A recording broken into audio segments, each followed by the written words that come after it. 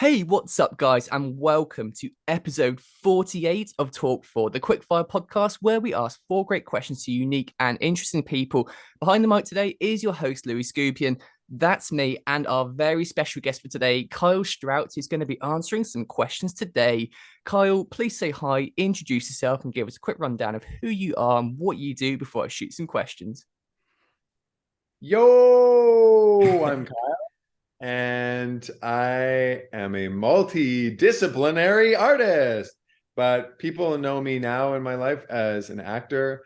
I've done many things, include being a school teacher and playing professional lacrosse and being a professional dancer. But all of those things have worked me into a place where I'm a full-time artist working in film as a performer, which is sometimes acting as a person and sometimes doing a specialized type of performance called creature work.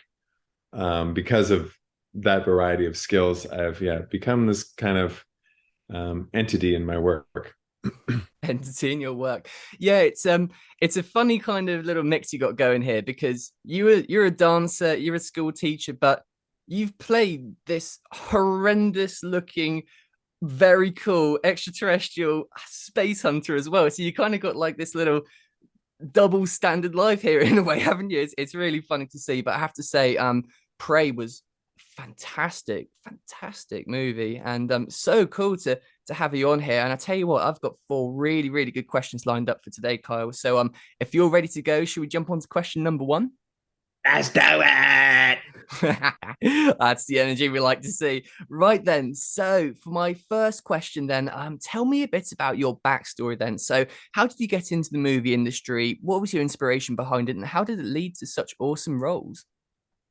I think honestly that the answer starts off quite pedestrian. Um, I was at the beginning of my film career in my early 20s. I was just kind of testing the waters. I worked in background, I did special skills, I did stand-in. I was just kind of testing each category to see what it had to offer and if it was a scene that I enjoyed. And my first love in the industry was actually people. The people that I met on set who aren't actors are usually people who are really want to be actors or filmmakers or directors. And so all the people who are in these smaller jobs that people don't hear about are all working on stuff on set. They bring in their scripts, they bring in their shit, and they're like working on their computers. And it really inspired me to be like, wow, maybe I could do this as a living, because I knew that I was a natural born performer, whether it was sports or acting or dancing. I have always just been really drawn towards performance arts, especially because of the impact it has in the world. Like film is the biggest artistic medium made of other artistic mediums on earth that is impacting our culture right now and Hell yeah. has been last 100 years. So that's where it started, and then it started to wind up, and I started to do things because at the time I was dancing a lot and training as an actor.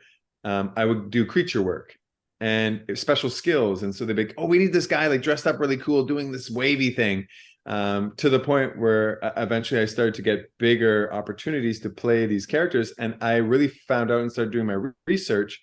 People like, one of my biggest inspirations, I'm sure everyone knows, is Doug Jones. And I realized that level existed. And because I'm such a competitive spirit, I'm like, I want my version of what he is in that. And there's something really special about embodying characters in your body, because yeah, you have to understand the acting element of it and how to build the character, but there's just something innately freeing about like just Mm. embodying something inhuman. And yeah, and so my career started there and kind of built up as I would do traditional roles as a person acting like me, and then I would do these creature things. But the creature things just seemed to happen really easily. There wasn't much resistance to the opportunities that were coming to me. Yeah, that's definitely got to be a talent, though. I mean, it's one of those things where I guess it's probably pretty hard to learn that kind of a thing. It's one of those things you have to be talented at, and that sort of flow and being able to sort of have such a clear idea of what this thing would be doing or how it would be reacting to situations and how it would move. It's a very tough thing to do for sure. And yeah, credit to you for doing all that. But yeah, I just want to ask as well then. So what was your very first gig then? What was your first kind of creature performance or movie sort of feature? I first really like I did a ton of creatures when I was doing special skills work, but you don't really get credited as an actor for those gigs, so I never really Mm, talk about them.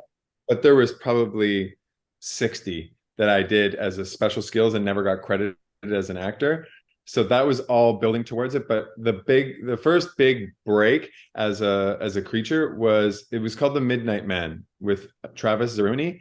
And I got to work, that's where I met Robert England, who plays Freddy Krueger. right. Um, yeah, so I got to meet him and Lynn Shay, who is an fucking. These were spectacular actors. When I watched them work, I was just like, "Holy Christ!" Like this level is whoa. These people impact me. So that was a huge opportunity, and I was playing the creature. So they really wanted to have a bond with me since I was the feature creature, Mm. Midnight Man, and that audition I did was that was that's actually a breaking point because I had quit all my jobs. I was doing construction and a bunch of other crap, and I quit all my jobs and I lived for about 6 months with no work on my savings, and I was 1 month away from not paying rent, and I booked that gig right after a breakup. So I had a breakup, and then the next day I went to the callback, and they said, "Oh no, this isn't a callback. We were actually so inspired by your performance in the audition room that we're redoing the whole wardrobe to build this character around you." And I was like, "What? Is this a joke?" And they're like, "No, this is not a joke. Like this is your character." And so that hit that land being, and then they flew me to Winnipeg and we shot for a month on this beautiful old mansion, and that was the first time I really got to put everything into a character. And I had a whole routine outside of work where I would wake up and stretch and like do character work and then come to set, and then I would come like I really took that seriously. And the movie, you know, I don't know how well it really did because Mm. it's a movie you can never tell. You just bring your thing and do the best you can, and then film gods don't fuck me, you know. Um, Yeah. and but I learned a ton. I met a bunch of really amazing people, and that momentum kind of threw me into that as a career path, as a possibility of a career path to like really take creature work to the next level. That's amazing. And I just love hearing stories like this where you've had such a you're in a bad spot and things weren't going your way, and almost it was at that breaking point in a sense, and then you've gone on to have this turnaround and you've done all these amazing things and this opportunity just came. It just makes you think like you must have done something in your past life to really deserve it. But that's an amazing thing that's happened. And you've gone on to do all the stuff with the Predator and Prey, and I want to ask about that next as well. So in my second question, looking at the Instagram and stuff, obviously, and obviously seeing the movie, you obviously did a lot of work as the Predator in Prey. So my question is, how did you get that role, and what was it like playing such an iconic character? Whew, well, there is some backstory to that. So I obviously played the Predators in 2018, but I didn't get credit for it, and that was a huge learning experience because I'm sure just a lot of people on the outside. There's a lot, um, there's a lot of politics and things in the industry, as I'm sure you can imagine. And when you go in with the best intentions, you don't always get the same back. And it's a hard industry. There's a lot of business elements to it that I've had to learn on the fly because I'm just an artist and I want to make cool shit with cool people. That's just how I want to live. I'm not there. I'm not in this industry to like make money and get rich and blah. Like I don't give a shit about that. I only care about being impactful. So when I came to that first Predator in 2018, I worked with Brian Prince. And he's not an actor or performer, and he was just a parkour athlete. Yeah. And he got me parkour. And I learned like, oh, I'm a good mover, but he was 6'9" or he's 6'10". Oh, he can do parkour. Well, I can do parkour. And I took that on. And so that was a huge thing where we collaborated, and I brought the acting element to it and he brought that higher movement skill to it, and we build these characters, but didn't get credited properly. So I kind of had to start from ground zero after that project. And then couple of years ago, when the thing came for Prey, it was actually Alec at ADI Studios who had reached out, who I'd worked with in the 2018, and he said, "Hey, you're being considered for a film. I can't say what, but are you interested? I'm like, well, that's vague as shit. Oh, like of course I'm interested. He goes, okay, well, there's this guy who wants to talk to you, and his name is Dan Trachtenberg. And so obviously I did my research, and I'm like, oh, Dan Trachtenberg did 10 Cloverfield Lane. I love that movie. Like, that's really well done. And I'm like, oh, he did The Boys, he did this. And I had a feeling he was connected to something, and I heard talks of The Predator. So when I had the interview with Dan, yeah, it was essentially an interview. And we had a Zoom call, and it was really nerdy and awkward because he was like, hey, Kyle, blah, blah. And I was singing a song. I don't know if you know Tim and Eric are, they're comedians. Don't think so. Make a bunch of really weird satirical, like high weirdness humor, and I was singing the song going, Totino's, Totino's, where do you go? And as Dan came on the camera, he's like, Totino's, Totino's, everybody knows. I was like, it was kind of awkward because we're like, did we just become friends? And we had this conversation, and he's like, do you even know what this project is? I'm like, I think it's Predator. He's like, oh my God, you don't know anything. I was like, no. So he's like, okay, it's called Predator. It's going to be based around Comanche Indian tribe. And it's going to be, about this story where prehistory. And I was like, are you fucking kidding me? And I was like, are you asking me? Because there was no audition for this. He's just like, I know what you're capable of. Alex speaks highly of you. You have this background. And I think it's the first time I'd really been offered something that was a role I didn't have to audition for. And I said, I've been already, I'm always workshopping movement and character stuff. So I said, yeah, let's do this. So he told me about the project, and we started going into it. He's like, yeah, like as far as I'm concerned, you are the Predator. And I was like, okay, fuck yeah, let's go. I was built to do these characters. Like I grew up with the Predator. You know what I mean? Like, these films are a huge part of and Dan is very similar he's a bit older than me, but he's pretty close enough that he was part of that. And we just had a really good communication and chemistry. And so that's where it started. And then from there, things get more complicated, but yeah, that's how I got the offer, was essentially through Alex, me pushing to Dan, like, hey, this guy is the guy. He's a mover, an actor, and a performer. So yeah, that's how the opportunity to get into Prey started. That's wicked. That's such a cool story, and I feel like it was totally deserved as well after what happened in the Predator in 2018 for sure. And it's just such a cool role. I mean, I was just trying to imagine what it must feel like to realize you're the person who's going to be impersonating and doing the moving and the acting for this character, which just has been around in such a legendary fashion for so many years. And I mean, there's the movement side of it, which obviously is the talent for you and stuff, but I've got to know, what's it like in that suit trying to do all these things? I mean, it's creature work, specifically playing a character as a creature, is quite demanding, because it's not just about your acting quality, like how you embody a creature. Like, this isn't a wild animal. The Predator is a sentient being, if not more collected in its consciousness than humans are, because it's able to space, even though it's a very primal hunter, it can space travel, can fly through space, arrive here and hunt. So that means that it has a high technical capacity and a consciousness. So to embody that, and make that a truthful thing that people can read just watching, because I never get to speak. You can't hear me play the Predator. You have to read my speech through my body. And so when playing those creatures, you have to really be embodied in its movements and almost accentuate how it moves. This thing's probably 800 pounds or more, 1,000 pounds. So this thing, it doesn't walk like athletically like a human does. It's going to walk lumbering, and it's got huge shoulders, and maybe he's always carrying something in his pack. So he's got a little bit of like a back problem. Like I think about, like, maybe his spine's a bit warped because he's been so many battles that his left shoulder got shattered, and he's just like, like, I embody what I think the history of the character may be. And then when you get the suit on, suit work is very demanding, because the silicone suit is essentially they mold your body and they build the suit piece, and then you put on the feet pieces after, and then the hands, and then right before you're about to shoot the scene, they put the head on. But once the head is on, depending on the design, like the Prey, the design was our head was in the neck, and Wow. the head itself was up here. So to make the head look at you, I had to do this.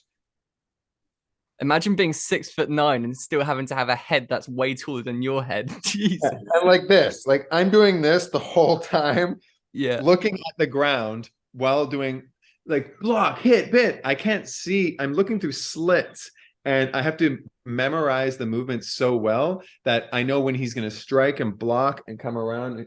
So, and the suit itself is just, it beats you up. Mm. A lot of people are just like, oh, it must just be amazing. I'm like, it is amazing to do it, but man, like after a 12 to 16 hour day in that suit, your body is just like this, and you have to, whatever your routine is, whether it's massage or hot showers. Like mine was like, I need a bath. So as part of the contract, I need a bath so I can relax the muscles so that you can do it over and over and over. Otherwise, it just breaks your body. You're a giant, it's breaking your body down. So you need to have the endurance to be able to bring that performance in each day. Yeah, that makes total sense. I mean, I have to say it sounds so challenging. And I mean, it must be weird for you because you're 6'9" and that's very tall. I mean, I'm 6'3". I thought I was tall, but I mean, looking up at you would be crazy. But having something on top of your head as well, that's so much higher, must be so Yeah. difficult to kind of coordinate all of that. But I have to say that there's another little thing I want to ask as well, just thinking about that. So obviously with the Predator and stuff, I mean, you do creature work, and that's a lot of emotion stuff, and that's a lot of sort of emotion based work and movement stuff. But in Prey, there's a lot of fighting scenes and a lot of action scenes where there's tools involved and fighting action and stuff. So I kind of want to ask, did you learn all of that sort of at that movie, or did you have kind of fight choreography stuff down before that as well? So I have a background in martial arts. I've done kickboxing and boxing. And I was self-taught bow staff. Do you know what bow staff is? No, but yeah, tell me about it though. It's like a kendo stick, like a Okay. long, and mine's made of rattan wood. And a friend of mine taught it to me as a child in his backyard. And I also learned nunchucks. So we were just wild children, and he was like, let's learn bow staff. And so we did. And I've been practicing that throughout life, and have now taken lessons in bow staff, so I know the actual combat elements. But I also do katana, so I can work with the sword. And this is all just self-interest. I also now have a whip. Like I just have a bunch Mhm. of random skills that you don't imagine. But those skills are now become assets because in a movie that's going to involve, it was Stephen McMichael was the stunt coordinator, and he has a huge background in like Wing Chun and a bunch of martial arts. So he was happy to have me come on board and have some knowledge of fighting, so he doesn't have to do as much to get that out of the character. Already, Dan loved the fact I did bow staff because the character itself has a staff. Yeah. Mm. So I practiced every day. I was doing all of my movements, and to be ready that when we get on set, I have something to bring to Dan and go, do you like this? Does this look good? Hey, Steve, do you like the way this looks? Like, can we do this in a scene? And when I got the actual staff, like for the Predator thing, it looked great, but it's not balanced. Mm. A real martial arts weapon is balanced. When you're trying to swing something around that's not balanced, and it's also half made of foam and half made of a steel pipe. So all the logistics now come in, and you have to figure it out. How do we make this thing move that it looks real and doesn't like get floppy when I have to hit the character? So Mm. there's a ton of dialogue and a ton of workshopping that happens, and having the background in martial arts helps a lot because we're capable of letting me do more and less on, say, the stunt double.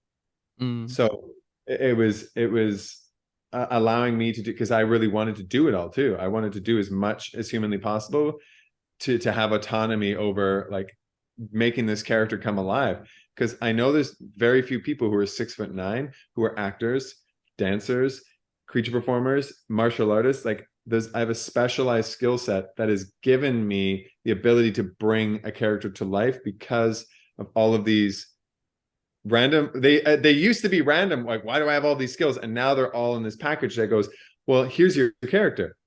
he can wield a sword, he can wield a staff, I can strike and make this strike not look like grr, rar, Yeah. not corny. When I strike, I can go, ah! I can throw my body into it and make it look like 1,000-pound creature just struck a man. Like, and what that would do, because if I just go, I'm like, Fish slap.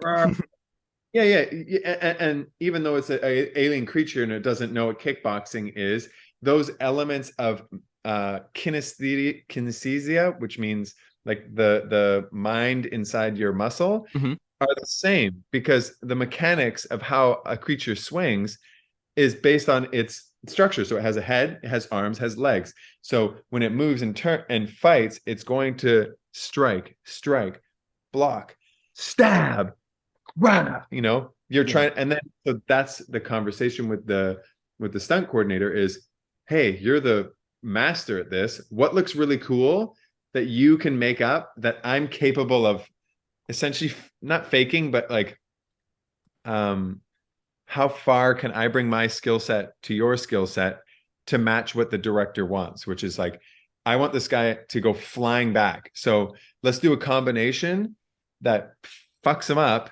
And then at the end, boof, he gets, pulled out of screen.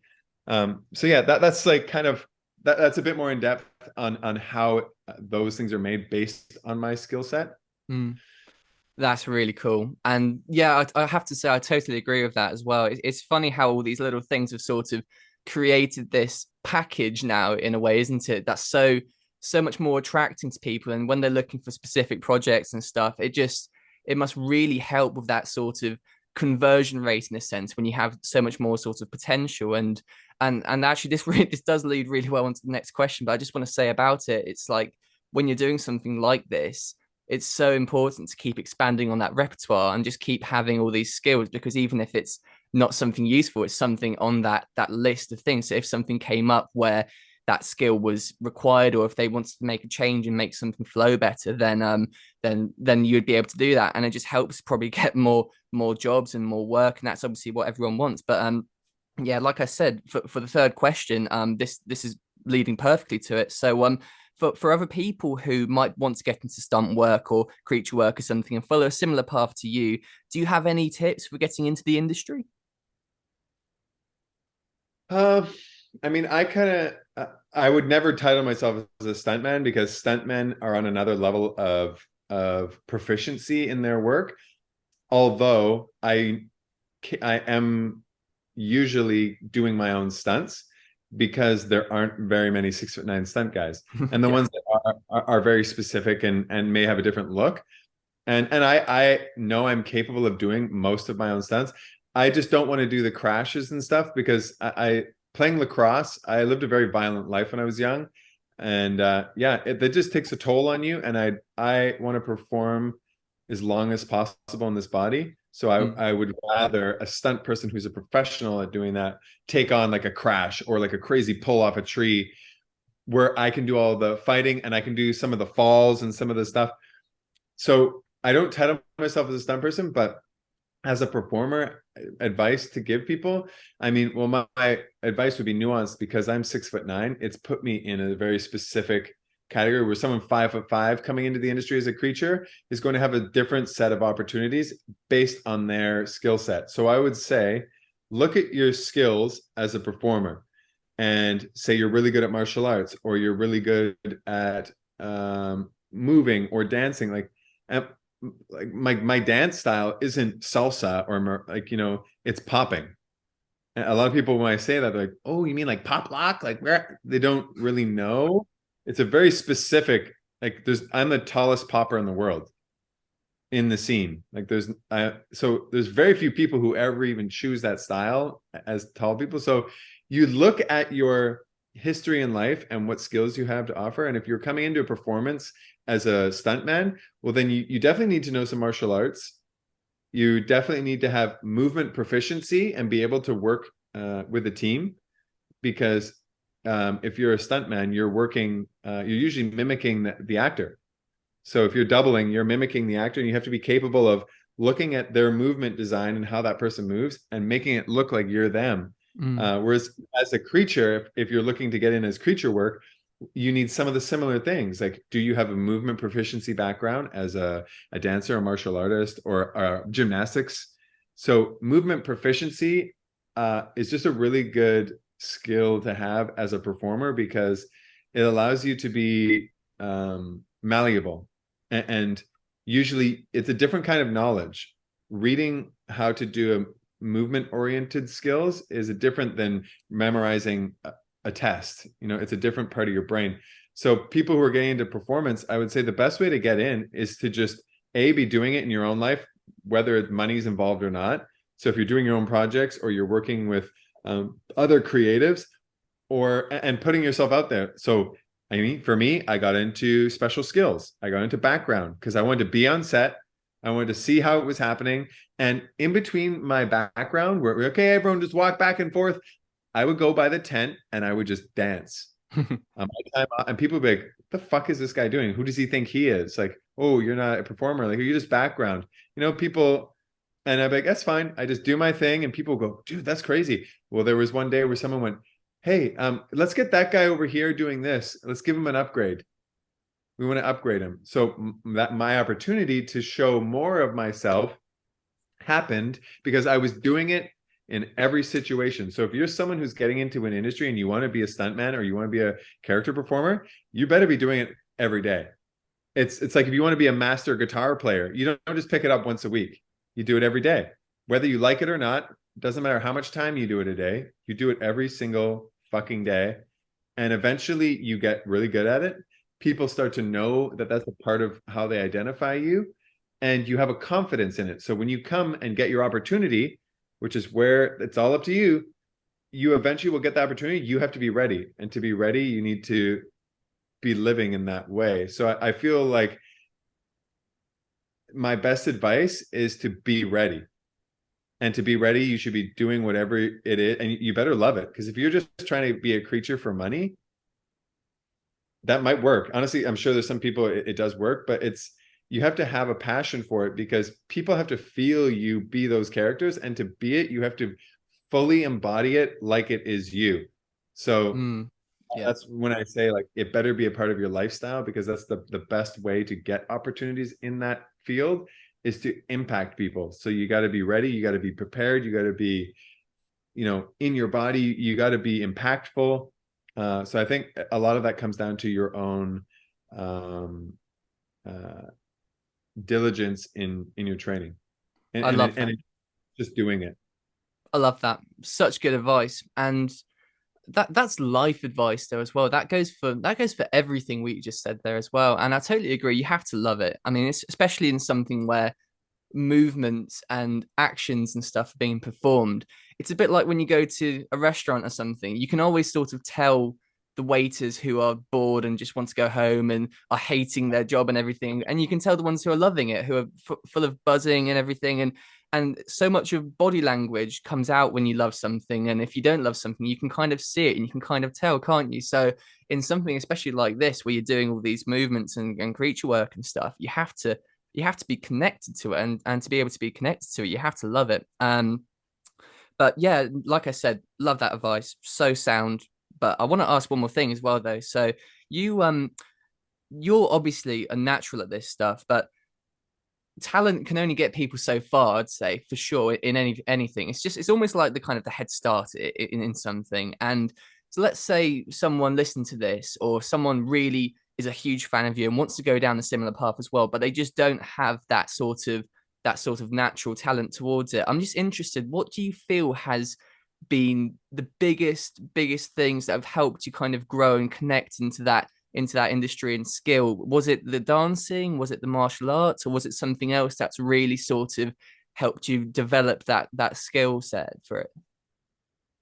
Well, I don't have anything tangible and empirical I could say about what my one up is, but I have felt since I was a child that I was going to do something powerful in my life, and be known for my choices. And as I grew up, I was like, oh, maybe I'm going to be a professional lacrosse player, which I did, and that wasn't it. oh, maybe I'm going to be the professional dancer and everyone's going to know me. I did that. And then it changed, and it wasn't even about being known as a dancer. It just became like singing. I love singing, and dancing is like singing for me. It feeds my soul and makes me feel good in my body. But when I found acting, it was a way that I could take all of those things and share a part of me that impacts people in a not just a positive way, because some of these characters I'm doing are really dark. That's the irony, is I'm a being that's just emanating light in my life, and I play so many dark characters. And I feel that's part of the irony of my path. I would say it's not just about skill. I didn't start dancing until I was 23 years old. I could not do a two-step. I couldn't go 1, 2, 1, 2.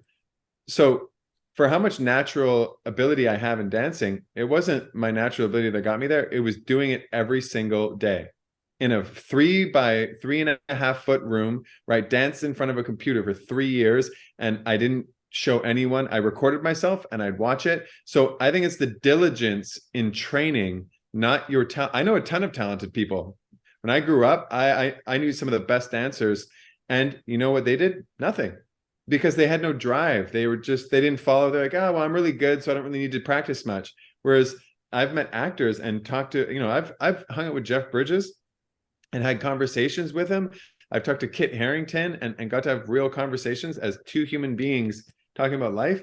And some of the most important things they said were where it's all about experiencing your life as fully as possible. And so whether that's traveling or breaking a heart or loving someone, or like those experiences and the diligence to go after those experiences are what is drawing opportunity closer to you. So there's the harder worker in the room is usually the person who will succeed.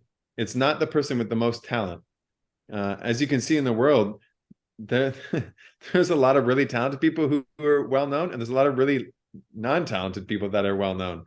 It's more to do with, like, we look at people with a really good work ethic and go, wow, we can see all that accomplishment that they're showing us. But what about all the failure that they had to make it there? You'll never know it, because people look at me, oh, you played the Predator twice. Wow, you're the Predator. Yeah, but how many things did I fail?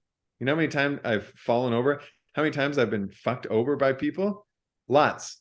And you know what you learn from that? You learn to get up and continue going, because it's what you want. So if it's something that you want, you're going to put in the work to do it, and you're going to take those hits, because those are all a part of your experience package. Because next time you're going to become more, and the next time you're going to become more, and then eventually become this powerhouse that when people experience you, you impact them. And that's nothing to do with anything but your own will to continue training and to continue moving forward. So I would say, honestly, it's more about your diligence and drive to practice and be authentic in whatever it is you love doing, and then be truthful to yourself about what that is, because I think those opportunities will come to you if you put in the work, not if you're like, oh, I'm talented, so give it to me. This industry is one of the most competitive in the world because there's tons of talented people. So who's going to get the opportunity? Probably the one who's putting in more work and continuing. It's an endurance game too. You get knocked down a bunch. If you can keep getting up, you will eventually succeed. That's the truth of it. If you can take the hits and keep getting up and keep going, you will succeed. It's just a lot of people take the hits and they're like, fuck this, I'm out. All right. It wasn't for me. I'm out. If you can keep going, eventually you land, and then people know you as a thing, and they start to support you more. And now you have the support. When there's support, you can do it easier. It's easier to wake up and go like, okay, like, yeah, I've worked on $120 million film.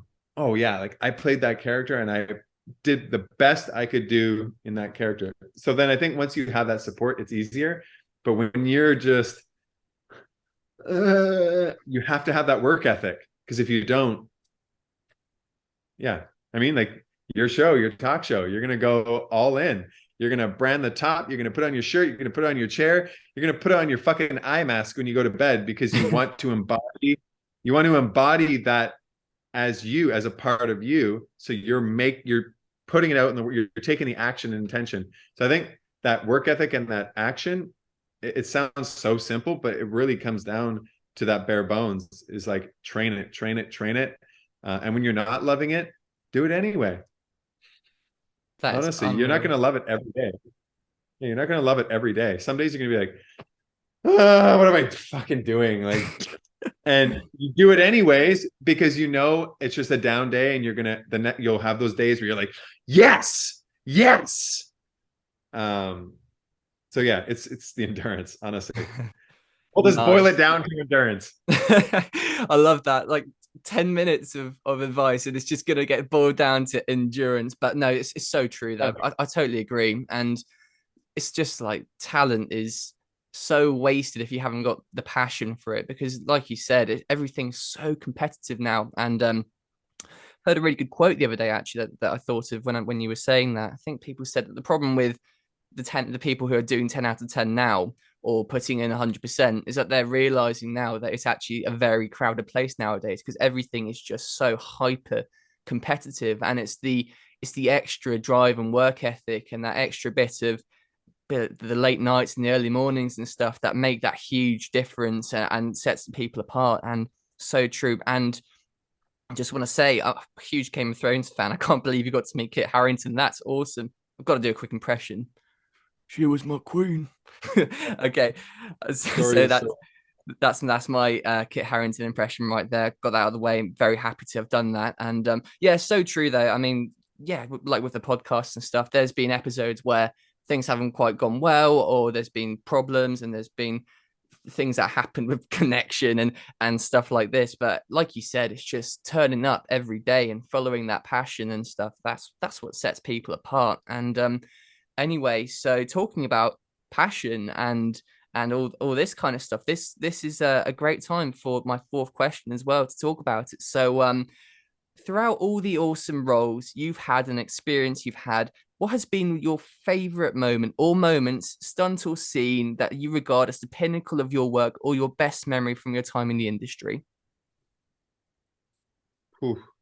I've had some very high moments. I mean, we'll just talk about Prey a little bit just because it's so relevant. Training with the Indigenous cast. So before we shot, they flew us out a month early, and it was me, and it was all of the main cast, and we all went to this warehouse where we would show up every day. And we first, like when we first met, it was in the hotel, and they're like, "Hey, you're the tall guy. Are you the Predator?" And I'm like, "Yeah, what's up?" I'm like, hey, nice to meet you. And they were from all over North America. So they were from like Saskatchewan and Alberta and Montana, and all these different countries and states. But they're all playing Comanche. So there was like this brotherhood in it. And when they brought us out early, we did a training camp. So every day we would come, and some days it was just we warm up, do physical training. Some days we played hockey together, and it was like a bonding element. And some days they practiced. I actually want to post these videos. I'm probably going to on my Instagram, but they were practicing like hunting together, like in a pack. And it was really satisfying to be a part of that training, because every day we would come back to the hotel and we would like play music together. They're all somehow musically talented too. And we would play music and hang out and just have these really, like, those experiences are priceless, because we're all coming together to do this really powerful, and it's a powerful message. The fact that it's an all Indigenous cast, the first one ever dubbed in full Comanche, like all of that shit's historical in film. So to be, the white dude amongst that was an honor. Like, I was the minority in that group, and I was learning more about the culture and learning more about how they bond, and that was so powerful and so priceless to me, because that is the stuff that I do this job for, is to have those experiences, because they inspire me. These people were like so pure and so driven, and they deserve every drop of success they get from it. So that's very powerful for me for Prey. One of my favorite characters I played though is the Shadow Man. It's a show, they redid it, they reimagined the series Are You Afraid of the Dark? And I was in season 2, The Curse of the Shadows, and I played the feature character, the Shadow Man. And I grew up watching Are You Afraid of the Dark in the 90s. And so to play one of the characters for the 6-episode series, it was an all-child cast. So it's also cool because we don't do night shoots. we wrap at 10 o'clock. That was great. But all the kids were really talented, really humble, and every day felt like every day was fun. And it's rare that you get a project where every day you show up, you're just like, I fucking love being here. Like, I am so thankful to be paid to do this work right now. And that project every day was like that. The showrunner, it was incredible. The director was incredible. They were very collaborative. Hey, Kyle, so we want to kind of come in and we want you to come in and do this, but like, do you have any thoughts? Like, what do you think about this? And I would go, okay, well, I think I can move like this and I could do this and do this. And they're like, okay, let's try that. And so I got a lot of opportunity to play and bring my own artistic integrity to the role. And it's honestly like, for people who haven't seen that in my work, because it may not have had like the Predator budget, like if you go watch Are You Afraid of the Dark? Curse of the Shadows, you'll see some really good character work. That creature was terrifying. Like, it was really terrifying, and I got to do some really cool shit with it. And it really highlighted what is possible when there's a collaborative element in a project. And so that sits really strongly with me. But every project, I think, has moments in it where I'm like, oh man, this is really special to me. So I'm sure I could go back to a ton of projects. I don't think I have one that's like, this is the one. I think because based on where you are at in life, when you're doing these projects, they mean different things to you. So I don't know if I could be like, that's the one. But yeah, those are some highlight moments that really, I love the sense of community. We're a bunch of carnies. People who work in film are all on a carnival set. It's a bunch of random people who don't fit in, put onto a set. Hey, go make this thing now. And sometimes there's synergy and it works, and sometimes there's a bunch of assholes and everyone's like, fuck this. So you never really know what you're gonna get. It's kind of like, oh, let's throw the dice. You could build the most talented team, but there's the synergy. Like, do they fit? If they don't fit, then there's like a friction, and you just got to work through that too. You got to learn how to be good at, let's do it anyway.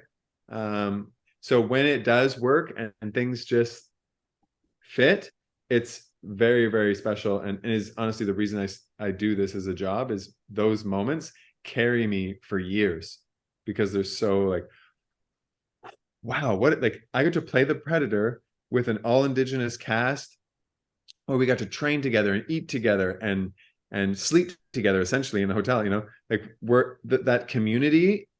Making a film is just such a nuanced, special experience that, yeah, I'm sure if I look back in each project I could find one, but those two were really, really powerful to me. Yeah, that's a beautiful thing. That's really wholesome as well. And I totally can see exactly how that happens. Now, I've actually spoken to people who've had this exact experience too. And when you're put in these situations where you're training with the people, especially in movies and stuff, where you're part of a team, where teamwork is so important, and communication and understanding each other and knowing who you're playing and the roles and stuff, you're put into that situation where you do have to bond in a way. And like some of the guys from The Hobbit, they're all best friends now, and you see it so much in movies and stuff where the cast, they all become really great friends, and it adds so much more kind of depth and meaning to everything, especially if you're a big fan of it. But yeah, look, Kyle, the last thing I want to ask you as well though is what's coming up next for you, man? Yeah, what have you got, anything on the planet, any goals or anything big that you can hint on? I mean, you've had such a great career so far and done so much cool stuff. And if there's anything you could tell us, then I'd love to know. Um, yeah, I mean, from my perspective, it's always different than the outer. Like, people are like, "Oh, you've done all these things." For me, I'm like, I'm just getting started. Like, you don't even know what my own standard for my success looks like is high. And it's just because I want to maximize my time in this flesh puppet to do something impactful for the world. And working in film, I think is a big thing for me, because it's viewed by billions of people. And if I have the chance to make an impact, this is probably one of the most powerful ways I can do it. So I'm always looking for projects in my future that will allow me to express more of what I genuinely want to do. Like, Predators are just a piece of that. That's like, the bigger the project you get into, the more politics are involved. And that's something I don't like going into too deep because it just gets very personal. But sometimes the indie projects are the ones that deliver you the most satisfaction in your life. And I have one on the line right now. I can't say what exactly it is, but it's a director I worked with on a short film that won a bunch of awards. And I ended up winning an award in my community for Best Supporting Actor for this project. Well done. And he is pitching a feature for a budget that will allow for us to do it properly.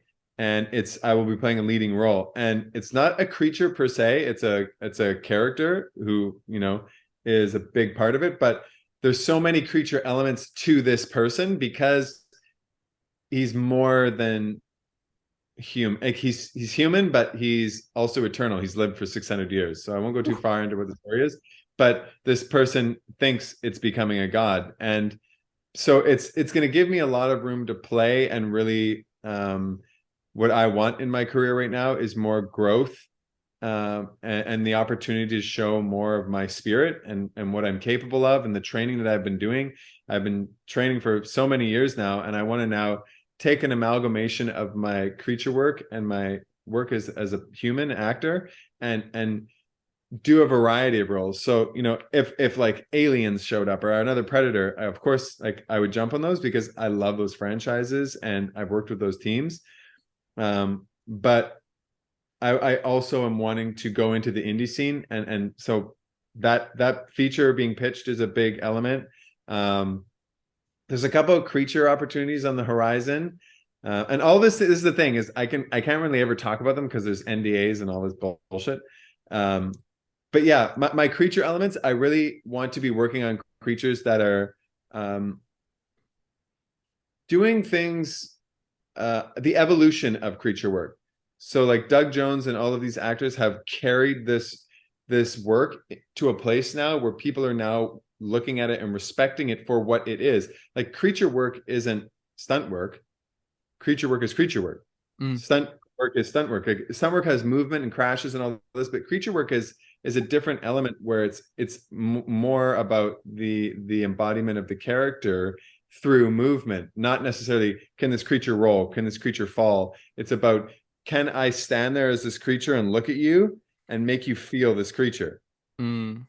So I really want to take that and elevate what people think is even possible from a creature and what they've seen. So especially being 6'9", the next creatures I want to do things that whatever the character is, I want to surprise people and take it to that next level just for the sake of taking to that next level. So all the opportunities I'm looking at, I'm looking to evolve as a person for myself, but also take character work and creature work and just level it up. So that's what I'm focused on right now.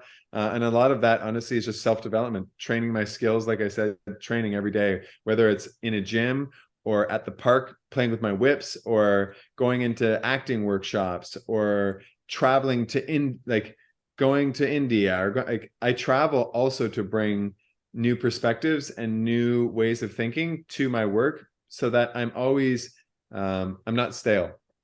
So that's a big push for me right now, is that just be like, people are always like, what are you doing next? What's next? Oh my God, what's next for you? Sometimes what's next for me is sitting in my room and staring at the trees and wondering about the universe. And it's not actually to do with anything to do with acting or anything to do with what my next career move is. It's just about being present so that I feel the clarity of purpose and opportunity flows towards me. And I think that's a very important lifestyle thing that's not talked about in the industry, because it's all about grind, get your next thing, punch through the wall and get to the if they're in the way, cut them down and take them out so you can get your opportunity. I don't work or live like that. I live in harmony with the world and this planet and my people, and opportunity is going to come to me because I'm working hard and I'm taking time and space to let it flow towards me, because for how much I'm working, I can never know what the next opportunity is.